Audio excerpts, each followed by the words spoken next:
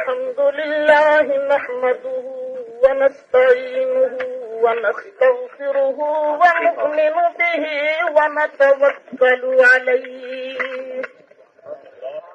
ونعوذ بالله من شرور أنفسنا ومن سيئات أعمالنا من يهده الله فلا مضل له ومن يضلله فلا هادي له ونشهد أن سيدنا ومولانا محمدا صلى الله تعالى عليه وعلى آله وأصحابه أجمعين وبارك وسلم عبده ورسوله. أما بعد فأعوذ بالله السميع العليم من الشيطان الرجيم. بسم الله الرحمن الرحيم. وإذ قال ربك للملائكة إني جاعل في الأرض خليفة. صدق الله مولانا العظيم. محبت سے درود شریف پڑھ لیجیے، برکت ہوگا.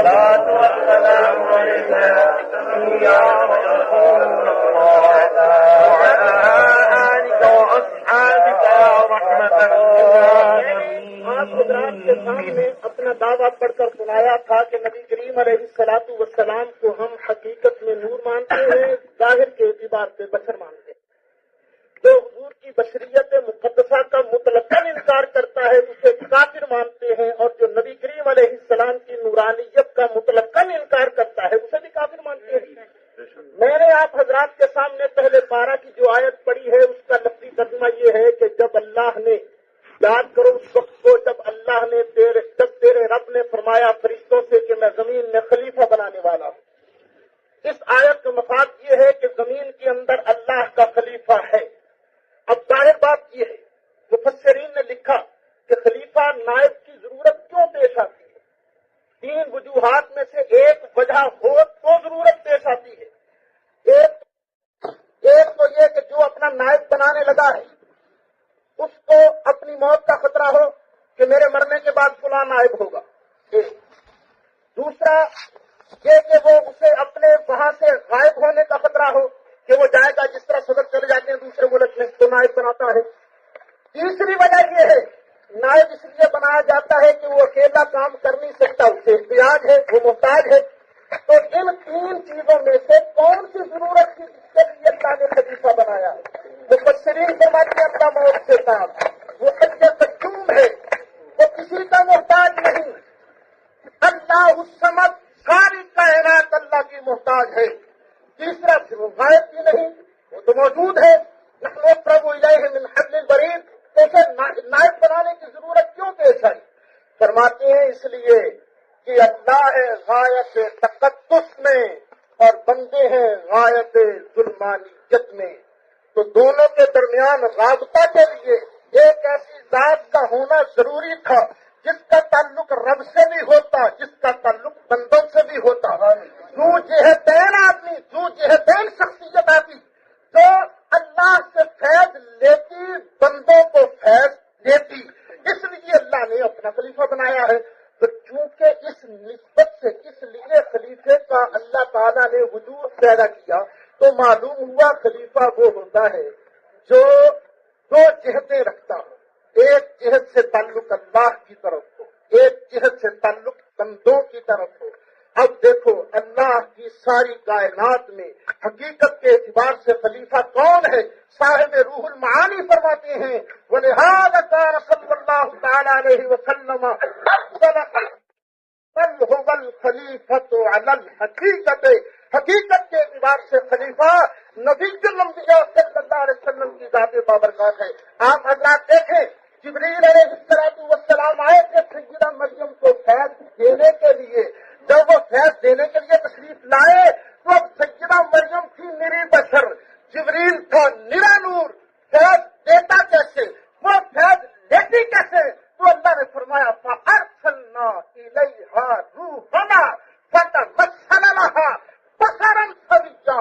ہاں نور بشر بن کے آیا. کیوں کے فیض دینا تھا، کیونکہ اللہ کے حبیب علیہ السلام اللہ کے خلیفہ اعظم ہے، اللہ کے خلیفہ اعظم ہے، اس لیے ہمارے پاس آئے تو بل کی آئے انما انا بشر مثلکم، کیا وجہ اشتراک ہے؟ یوحا الیہ، وجہ امتیاز ہے، فرمایا قل سبحان ربی هل كنت الا بشرا رسولا، بشر بن کے تشریف لائے، لیکن جہت رسالت سے تعلق ادھر ہے، ما كان لبشر ان يؤتيه الله الكتاب والحكم والنبوة، بشر بن کے آئے کیونکہ ادھر فیض دینا تھا، ادھر اللہ سے فیض لینا تھا، اس لیے حضور نور بن کے تشریف لائے۔ دوسری آیات یہ قالت لهم رسلهم ان نحن الا بشر مثلكم، حضور علیہ السلام نے بشریت کا اعلان فرمایا، اس لیے ہم کہتے ہیں جو حضور کی بشریت مطلقہ کا انکار کرتا ہے وہ کافر ہے، اور حضور علیہ السلام حقیقت کے اعتبار سے نور ہے۔ اللہ فرماتا ہے قد جاءکم من اللہ نور وکتاب مبین، تحقیق آ گیا تمہارے پاس اللہ کی جانب سے ایک نور اور ایک روشن کتاب، دو چیزیں آئیں، ایک نور آیا، ایک روشن کتاب آئی۔ یہ نور کون ہے؟ قرطبی والے لکھتے ہیں، تفسیر قرطبی والے، نور کا معنی ہوتا ہے ضیاء، اس کا معنی اسلام بھی لیا جا سکتا ہے اور مصطفیٰ کی ذات بھی لی جا سکتی ہے۔ وقیل محمد صلی اللہ علیہ وسلم، تفسیر کبیر والوں نے بھی لکھا، اس میں کئی قول ہیں، ایک قول یہ ہے کہ نبی کریم علیہ السلام اتقبل ان المراد بالنور محمد، نور سے مراد نبی کریم کی ذات ہے۔ تفسیریں گنتے جانا کتنی تفسیروں کے حوالے پیش کرتا ہوں، روح المعانی میں لکھا ہے نور عظیم وهو نور الانوار والنبی المختار صلی اللہ علیہ وسلم، نور سے مراد نبی کریم کی ذات ہے جو سارے نوروں کے نور ہے، نور الانوار ہے، نبی مختار ہے۔ جلالین جو آپ کے مدرسوں میں پڑھائی جاتی ہے اس میں قد جاءکم من اللہ نور صاف صاف لکھا ہے، وہ نور النبی صلی اللہ علیہ وسلم۔ دانی والا نے لکھا یرید بالنور محمدا، نور سے مراد نبی کریم کی ذات ہے۔ مولانا تفسیروں کے ذرا نمبر گنتے جائیے، کتنی تفسیروں کے حوالے پیش کر رہا ہوں۔ اس کے بعد جناب تفسیر عثمانی میں لکھا، آپ حضرات کی تفسیر عثمانی پاس موجود ہے، شاید نور سے مراد خود نبی کریم علیہ السلام اور کتاب مبین سے مراد قرآن مجید ہے۔ اب تو آپ کے مفسر بھی لکھتے ہیں کہ نور سے نبی کریم علیہ السلام کی ذات بابرکات مراد ہے۔ اس کے بعد میرے دوستوں اور بزرگوں تفسیر مدارک اٹھا کر دیکھیے، صاف لکھا نور سے مراد نبی کریم علیہ السلام کی ذات ہے۔ معالم التنزیل اٹھا کے دیکھیے، جامع محمد صلی اللہ علیہ وسلم، نور سے مراد نبی کریم کی ذات ہے۔ تفسیر ابن عباس میں لکھا قد جاءکم من اللہ نور رسول جامع محمد، بس نے لکھا امام المفسرین ابن جریر بھی لکھتے ہیں کہ نور سے مراد نبی کریم علیہ السلام کی ذات ہے۔ میرے دوستو میں تو حیران ہوں، الحق کو یالو بلا چورا، حق تو غالب رہتا ہے۔ آپ ان مفسرین کو مانے نہ مانے آپ کی مرضی، لیکن خدا کے لیے اپنے بزرگوں کو تو مانے۔ مولانا تھانوی صاحب کی کتاب ذرا میرے ہاتھ میں دینا، مواعظ میلاد النبی، نام دیکھ لیں، مواعظ میلاد النبی۔ اس کتاب کے اندر جو بات ہے مولانا نے نبی کریم علیہ السلام کی ذات بابرکات کو نور لکھا ہے۔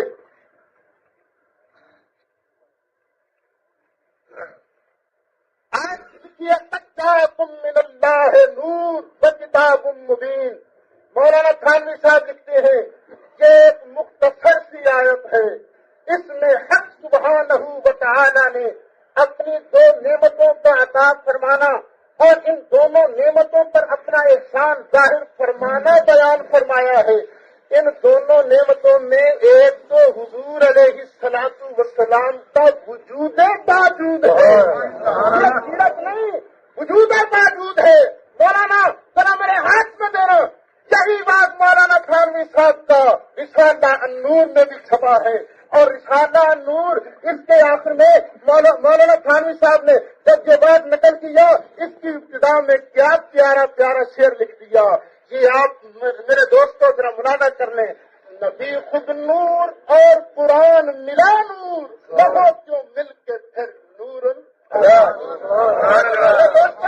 حضور کی بشریت کے ہم منکر نہیں ہیں، تم لوگ نبی کریم علیہ السلام کی ذات اقدس کی نورانیت کا انکار کرتے ہو۔ اگر نبی علیہ السلام کی ذات کا انکار کرنا کفر ہے، اگر نبی علیہ السلام کی ذات کی نورانیت کا انکار کرنا گمراہی ہے، بددینی ہے، میرے دوستو ہم سے مناظرہ کرنے کے بجائے آپ کو پہلے مولانا تھانوی صاحب سے مناظرہ کرنا چاہیے۔ ابھی تو مفتی شفیع صاحب کی تفسیر بھی میں نے پڑھنی ہے، مولانا ادریس گاندھوی صاحب کی تفسیریں بھی میرے سامنے موجود ہیں۔ اور پھر دیکھیے جو میرے ہاتھ میں ہے امداد السلوک، مولانا رشید احمد صاحب گنگوہی کی کتاب امداد السلوک، اس میں دیکھیے کیا لکھا ہے۔ یہی آیت لکھ کر مولانا رشید احمد صاحب گنگوہی یہ کہتے ہیں، اللہ تعالیٰ نے اپنے حبیب صلی اللہ علیہ وسلم کی شان میں فرمایا کہ تحقیق آئے ہیں تمہارے پاس اللہ کی جانب سے نور اور کتاب مبین۔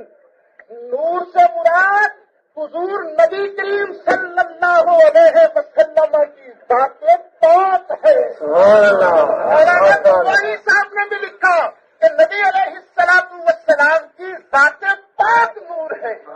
میرے دوستوں اور بزرگوں، قرآن کریم کی اس آیت مبارکہ سے بھی معلوم ہوا کہ اللہ کا حبیب نور ہے۔ الحمدللہ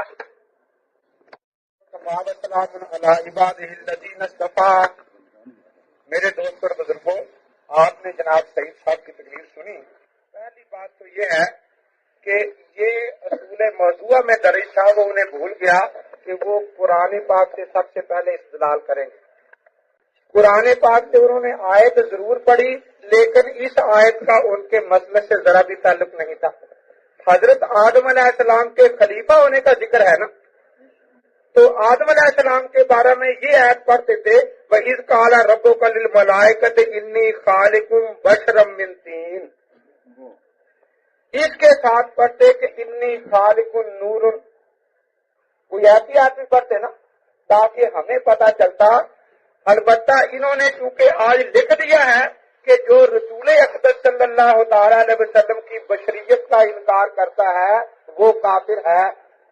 یہ مولوی نعیم الدین صاحب اپنے احمد رضا کے ترجمے پر لکھتے ہیں، اور انہوں نے یہ بات واضح کی ہے کہ انبیاء کرام کے بشر کہنے والوں کو قرآن پاک میں جا بجا کافر فرمایا گیا ہے۔ آج انہوں نے پہلے مناظرے میں اپنا عقیدہ تبدیل کر لیا۔ آج سے پہلے کہا کرتے تھے جو حضور پاک کو بشر کہے وہ کافر۔ اس کے بعد انہوں نے یہ آیت کریمہ پیش کی، قد جاءکم من اللہ نور و کتاب مبین، جو میں نے بات پہلے کہی تھی نا کہ مولوی سعید صاحب کو قرآن نہیں آتا، اگر یہ ساتھ آگے پڑھ دیتے یہدی بہ اللہ من اتبع رضوانہ سبل السلام ویخرجہم من الظلمات الی النور باذنہ ویہدیہم الی صراط مستقیم، تو کتنی مرتبہ قرآن میں ہدایت کا لفظ ساتھ آ گیا۔ تو نور ہدایت کا انکار کس نے کیا تھا؟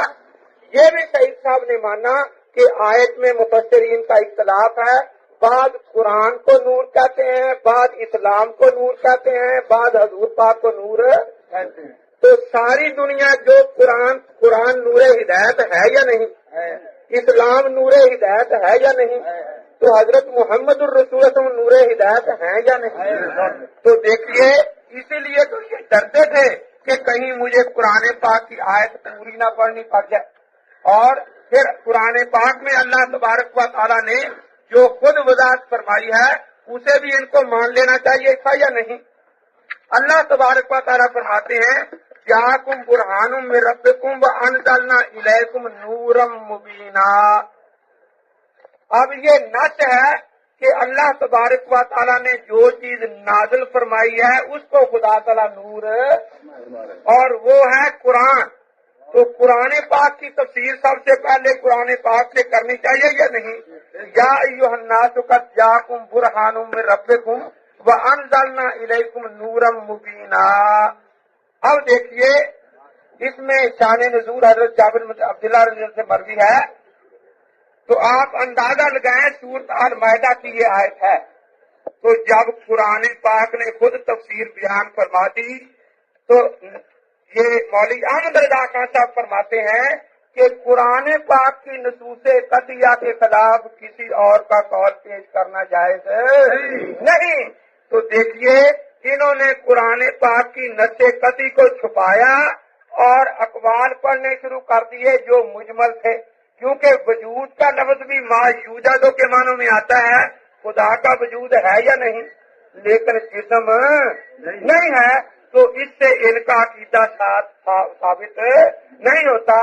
خدا کی ذات ہے یا نہیں، لیکن اللہ تبارک و تعالیٰ کا جسم نہیں ہے، اس لیے انہوں نے پیش یہ کرنا تھا، نام لیا مولانا تھانوی رحمۃ اللہ علیہ کا، حضرت گنگوئی رحمۃ اللہ علیہ کا، ہم نے بات واضح کی تھی، یہ اتنے حوالے پیش کرنے کی ضرورت نہیں، ایک حوالہ پیش کریں کہ حضرت تھانوی رحمۃ اللہ علیہ نے فرمایا ہو کہ حضرت ان معنوں میں نور ہیں کہ بشریت کا میں انکار کرتا ہوں، صاحب روح المعانی نے ان معنوں میں ان کو نور لکھا ہو کہ آپ کو بشر نہیں مانا جائے گا، اور یہ جو ان کا عقیدہ انہوں نے لکھا تھا کہ حضرت کا ظاہر اور باطن ایک جیسا نہیں، یہ انہوں نے کہا ہے نا، ایک کسی آیت کا ترجمہ انہوں نے پیش کیا ہے کہ اللہ نے فرمایا ہو میں نے اپنے نبی کا ظاہر باطن ایک جیسا نہیں رکھا، یا اللہ کے نبی نے فرمایا ہو کہ میرا ظاہر باطن ایک جیسا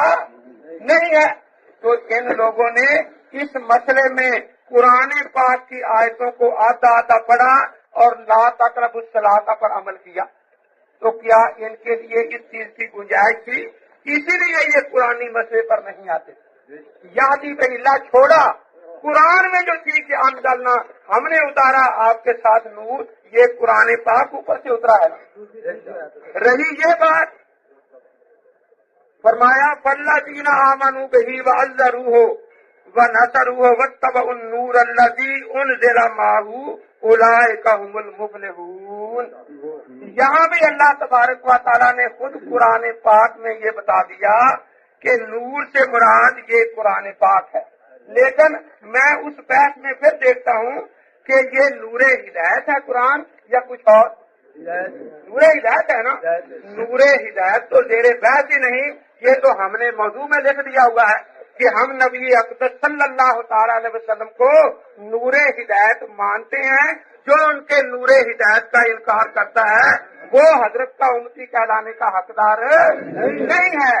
آپ نے ثابت تو یہ کرنا ہے کہ یہ جو عقیدہ نعیم الدین کا ہے، یا تو اسے کافر کہہ دو آج کھل کر کہ اس نے جو کہا تھا کہ نبی کو بشر کہنے والا کافر ہوتا ہے، آج آپ نعیم الدین کو کافر نام لے کر نہیں کہہ رہے، انصاف یہ ہے کہ نام لے کر کہنا چاہیے۔ جن میرے بزرگوں کا نام لیا ہے ان میں سے کسی نے بات کا نام نور رکھا، تفسیر میں یہ بات لکھی تو نور ہدایت ہی لکھا نا۔ لفظ ذات اور وجود کی وضاحت کریں، اور اس کی وضاحت صرف یہ ہے، دیکھیے میں نے پہلے بھی مثال دی تھی، میں کہتا ہوں کہ فلاں مولانا انسان صورت ہے اور فرشتہ سیرت ہے، یہاں فرشتہ کہنے سے انسانیت کی نفی نہیں، لیکن اگر یہ کوئی کہے کہ فلاں فرشتہ جبرائیل فرشتہ ہے انسان نہیں، تو بات سمجھ رہے ہیں نا آپ؟ مولوی صاحب کو اپنا دعویٰ بھول گیا ہے، مولوی صاحب نے یہ ثابت کرنا ہے یا تو ایک آیت اٹھ کر پڑھتے کہ اللہ کے نبی کا ظاہر باطن ایک نہیں، ہم اس بات کو نہیں مانتے، یا یہ خدا نے بتایا ہو یا اللہ کے پیغمبر صلی اللہ علیہ وسلم نے فرمایا ہو، یا ایسا ہو جیسے ہم کہتے ہیں کہ حضور نے اعلان فرمایا میں فرشتہ نہیں، فرشتہ نوری مخلوق ہے یا نہیں؟ تو اسی طرح یہ اعلان کر دے کہ حضرت نے خود فرمایا ہو میں انسان نہیں ہوں، اور انسانیت کی نفی کے بعد یہ نور کا حوالہ پیش کرے، قرآن سے پیش کرے، قیامت تک پیش نہیں کر سکتے، اللہ کے نبی کی حدیث سے پیش کرے، قیامت تک پیش نہیں کر سکتے، فقہ حنفی کی کسی کتاب سے پیش کرے، یہ قیامت تک پیش نہیں کر سکتے۔ حضرت مجدد الثانی رحمۃ اللہ تعالی علیہ جو سرتاج اولیاء ہیں، وہ بھی مکتوبہ شریف میں فرماتے ہیں اے برادر محمد الرسول اللہ صلی اللہ علیہ وسلم کا علو شان بشر بود دیکھیے دونوں باتیں مانی، آپ کی شان کا بلند ہونا بھی مانا اور آپ کی بشریت بھی مانی. تو ایک ہے آپ کا جن سے بشر ہونا، یہ تو الحمدللہ. یہ جو بعدوں میں کہا کرتے تھے کہ دیوبندی کافر ہیں، نعیم الدین کے کہنے تھے کہ یہ حضرت کو بشر مانتے ہیں، آج انہوں نے پہلے ہی مان لیا کہ جو حضرت کو بشر نہیں مانتا وہ کافر ہے. اپنے کفر پر مور لگا کر آج انہوں نے مناظرہ شروع کیا ہے. آپ آگے آگے دیکھیے ہوتا ہے کیا. تو ہم جو اپنا عقیدہ واضح کر رہے ہیں، دیکھیے لیلۃ القدر رات ہے یا دن؟ رات ہے نا. ہم جب شمار کریں گے تو اسے رات ہی کہیں گے، لیکن جب اس کی شان کا مسئلہ آئے گا تو 1000 مہینوں کے دن بھی اس پر قربان کر دیے جائیں گے.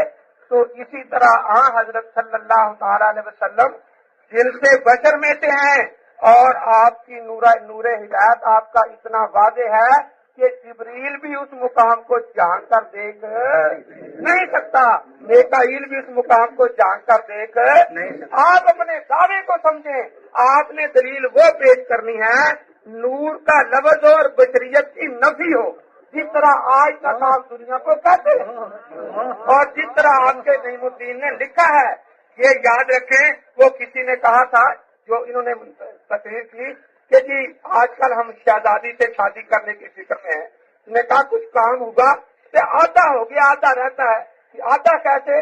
کہتے دونوں راضی ہونے چاہیے، میں راضی ہوں اس کا پتہ نہیں. تو اس طرح جب تک یہ دونوں باتیں اکٹھی نہ پیش کرے گا کہ نور ہیں اور بشر نہیں، اس وقت تک یہ نہیں سمجھا جائے گا کہ آدھا بھی ہوا کچھ بھی. اب کوئی یہاں بیٹھا کہے کہ میں شہزادی سے نکاح کرنا چاہتا ہوں اور میں راضی ہوں، تو آپ سمجھیں گے آدھا کام ہو گیا؟ کچھ بھی نہیں ہوا نا. اس لیے صرف نور کی روایات آیت پڑھنا اور آدھی چھوڑ جانا، قرآن سے بدخیالتی کرنا اور ان آیتوں کو چھوڑ جانا جن میں صاف قرآن کو نور کہا گیا ہے، اللہ نے خود تشریح کی ہے، یہ بتا